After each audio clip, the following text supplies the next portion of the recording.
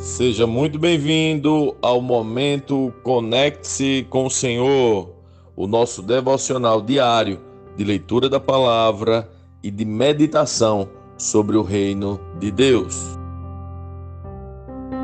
Hoje nós vamos começar a leitura de uma nova carta de Tiago, capítulo 1. Vamos juntos.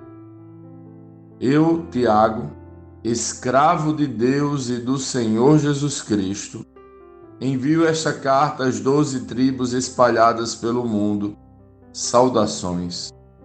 Meus irmãos, considerem motivo de grande alegria sempre que passarem por qualquer tipo de provação, pois sabem que, quando sua provação é provada, a perseverança tem a oportunidade de crescer. E é necessário que ela cresça, pois quando estiver plenamente desenvolvida, vocês serão maduros e completos, sem que nada lhes falte.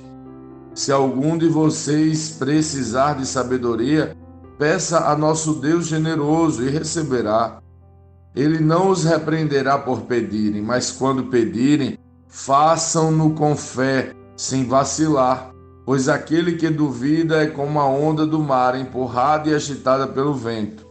Ele não deve esperar receber coisa alguma do Senhor, pois tem a mente dividida e é instável em tudo o que faz. O irmão que é pobre tem motivo para se orgulhar, porque é digno de honra, e o que é rico deve se orgulhar, porque é insignificante. Ele murchará como uma pequena flor do campo. O sol quente se levanta e a grama seca. A flor perde o vício e cai, e sua beleza desaparece. Da mesma forma, murchará o rico com todas as suas realizações. Feliz é aquele que suporta com paciência as provações e tentações, porque depois receberá a coroa da vida que Deus prometeu àqueles que o amam.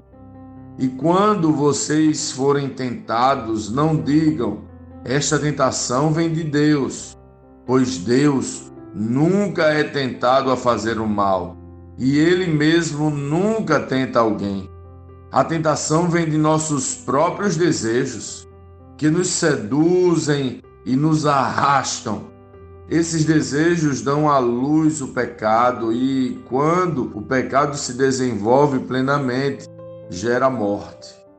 Não se deixem enganar, meus amados irmãos. Toda dádiva que é boa e perfeita vem do alto, do Pai, que criou as luzes do céu.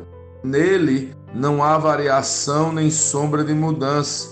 Por sua própria vontade, Ele nos gerou por meio de sua palavra verdadeira. E nós, dentre toda a criação, nos tornamos seus primeiros frutos.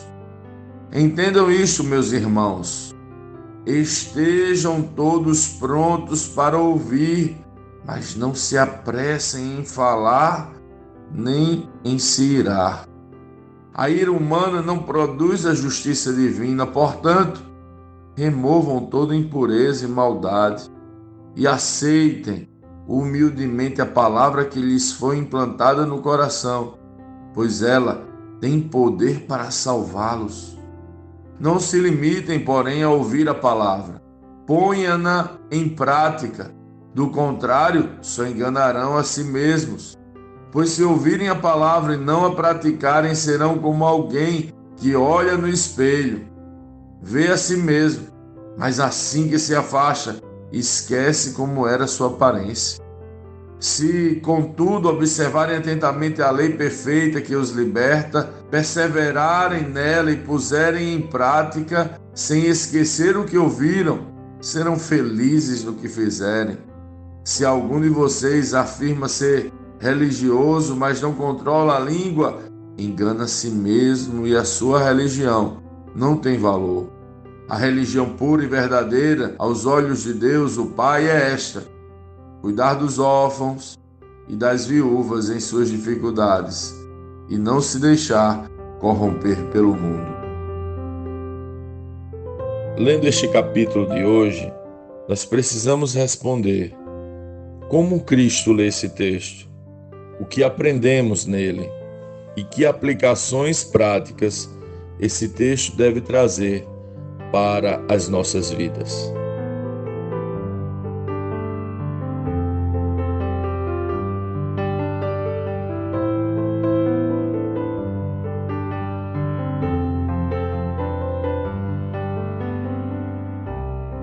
Que carta fabulosa! Um verdadeiro chamado a sermos e orarmos pedindo sabedoria. Um verdadeiro tratado de prática de fé e não de apenas esforço de intenções. Muitos de nós têm boas intenções, sabem falar até bonito, têm eloquência, até têm conhecimento da palavra, mas não colocam em prática em suas vidas. Isso sempre me deixou transtornado comigo mesmo e com outros ao meu redor. São péssimos pais, cônjuges terríveis, trabalhadores preguiçosos, homens violentos, possuem discursos agressivos e vivem de diferentes maneiras sem se importar com o próximo. Tiago começa a carta nos ensinando pouco a pouco a diferença entre conhecimento e sabedoria. Alguém pode ter muito conhecimento, saber tudo sobre a Bíblia, sobre a palavra de Deus, decorar os versículos e textos bíblicos, mas se não colocar em prática, é um tolo e sua religião não tem valor algum. Está apenas enganando a si mesmo. A sabedoria está em colocar o conhecimento em prática, ou seja, revelar ao mundo a luz que recebemos de Cristo. Tiago diz: peçam sabedoria. Nos falta tanto que muitas vezes interpretamos o verso seguinte de forma isolada, pensando que podemos pedir qualquer coisa sem duvidar e Deus nos atenderá. Mas ele está falando sobre pedir sabedoria, que é, de forma resumida, conhecimento de Deus, mais prática do Evangelho. Peçamos a Deus o relacionamento com Ele e a manifestação real e prática dos frutos deste relacionamento, de maneira que possamos controlar a nossa língua sendo amorosos e pacientes, de maneira que possamos estar prontos para ouvir e não para falar, de maneira que possamos remover de nós mesmos toda impureza e maldade, de maneira que possamos reconhecer que Deus não nos lança em tentações. Quem faz isso é a nossa própria inclinação ao pecado. Vale a pena reler essa parte. A tentação vem de nossos próprios desejos, que nos seduzem e nos arrastam. Esses desejos dão à luz o pecado e quando o pecado se desenvolve plenamente, gera morte. Esse é um bom texto para se orar. Perceba que os nossos próprios desejos nos arrastam e dão à luz ao pecado e à morte. Mas Tiago diz: peçam por sabedoria, conhecimento de Deus, mas prática do Evangelho. Ou seja, peçam para ser transformados totalmente e verdadeiramente. O quanto você tem feito esta oração e pedido por isso? Lembro que quando já exercendo a função pastoral, olhei para mim e percebi que tinha algum conhecimento, mas pouca sabedoria. Que minhas inclinações me arrastavam para a vaidade da religião, e isso me tornava um péssimo pai e um péssimo esposo. Quanta vergonha! Percebi naquela época que não tinha o conhecimento que importava, que não é o conhecimento da religião, mas o conhecimento de Deus.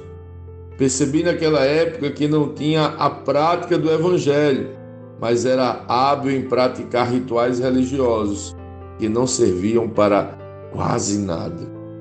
Desde então, minha oração, a oração que faço, quase que diariamente é: Senhor, eu não quero ser um falso cristão.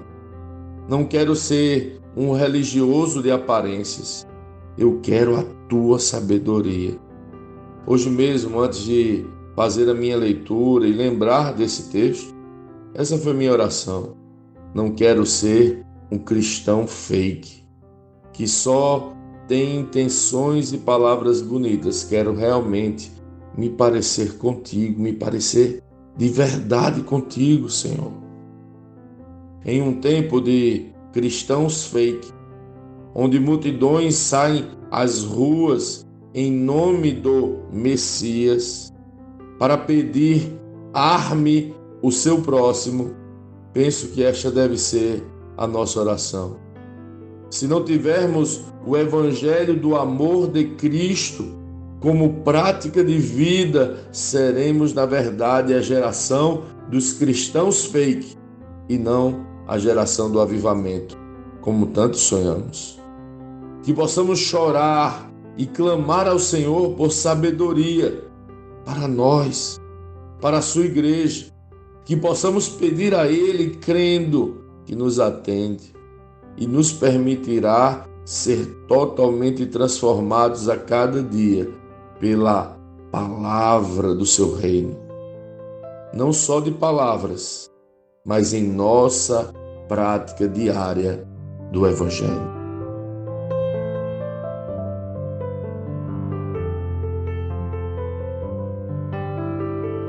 Sim, que bom ter você neste devocional e poder compartilhar o Evangelho. Mas, como sempre dizemos, o texto de hoje e o texto de cada dia tem muito mais para oferecer, muito mesmo. Nosso objetivo aqui é te influenciar a parar um pouco e ler o texto bíblico, pois acreditamos que 5 minutos de vida na palavra podem transformar completamente uma vida. Que Deus te abençoe. Leia, medite, comente, pergunte e adore o Senhor no seu lugar secreto. Conecte-se com o Senhor.